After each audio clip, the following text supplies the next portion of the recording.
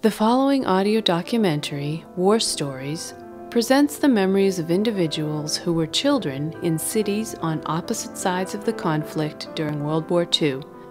World War II started in September of 1939 and ended in September of 1945. Eva Maria, my mother, lived in Berlin, Germany, and I recorded a one-hour conversation with her on February 9, 2007, in North Andover, Massachusetts.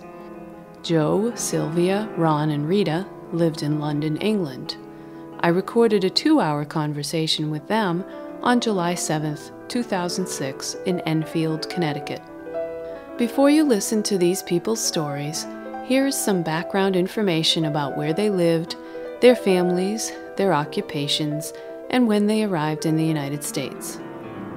Eva Maria was born in 1931 in the city of Breslau, Germany.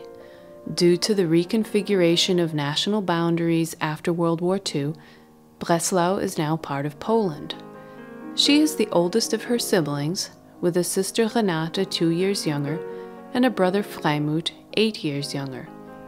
I knew my mother's father, my grandfather Ernst, but never met my mother's mother, Hildegard.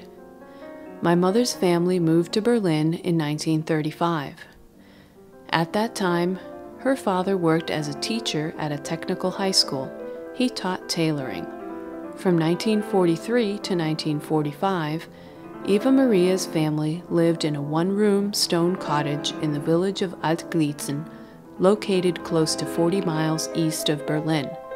In January of 1945, as the battle between the German and Russian armies moved westward and approached Alt-Glitzen, my mother's family returned to Berlin. My mother later went to college, first in Berlin and then in the city of Hanover, West Germany, where she studied veterinary medicine. She met my father Heinz in 1957, and they were married in 1960. They moved to the United States in 1966 with my 2 older brothers. Joe was born in London in 1931. Joe's father ran the shipping department of Jaeger Company, having already served in the British Army in World War I. Joe's mother held a variety of jobs during the war, including being a homemaker raising Joe and his sister. Joe lived in London throughout the war. Sylvia was born in London in 1935. Her father worked as a driver and was in the British Army in the Middle East from 1940 to 1945. Sylvia's mother worked in a factory and raised Sylvia. Sylvia and her mother were evacuated from London early in the war.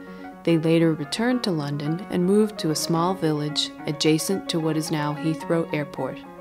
Joe and Sylvia met each other and got married in 1957, moved to Canada 2 weeks later, and to the United States in 1959. Joe's first career was as an aeronautical engineer for several aircraft companies in the UK, Canada, and the US. His second career was as a high school teacher. Sylvia worked as a secretary and a homemaker, raising 2 sons. Joe and Sylvia have lived in Connecticut since 1993. Ron and Rita are longtime friends of Joe and Sylvia. Ron and Joe have known each other since 1942 when they became friends at school. Ron was born in London in 1930. His father worked for HMV, his master's voice, a record company which later became EMI. Ron's mother was a homemaker, and during the war she also had a job assembling war-related equipment. Ron lived in London throughout the war. Rita grew up in West London, except for a period during the war when she and her 2 younger brothers were evacuated outside the city to avoid the air raids. During the war, Rita's father was in the British Royal Navy, where he served for 7 years. Afterwards, he worked for the British Broadcasting Corporation, or BBC. Rita's mother worked as a housekeeper and caretaker for local families. Ron's career was in aeronautical engineering. He and Rita met at work, where Rita was employed as a tracer in the drafting department. They got married in 1961 and had 2 children. They moved to the U.S. in 1966 and have lived in Connecticut since then. As you listen to the British voices, you'll hear Joe and Sylvia tell most of the stories. with Ron and Rita adding comments and some of their memories. Given the informal setting of that recording, you'll often hear more than one voice chiming in when people recall similar experiences, and you will hear an actual chime from a clock that I forgot to turn off.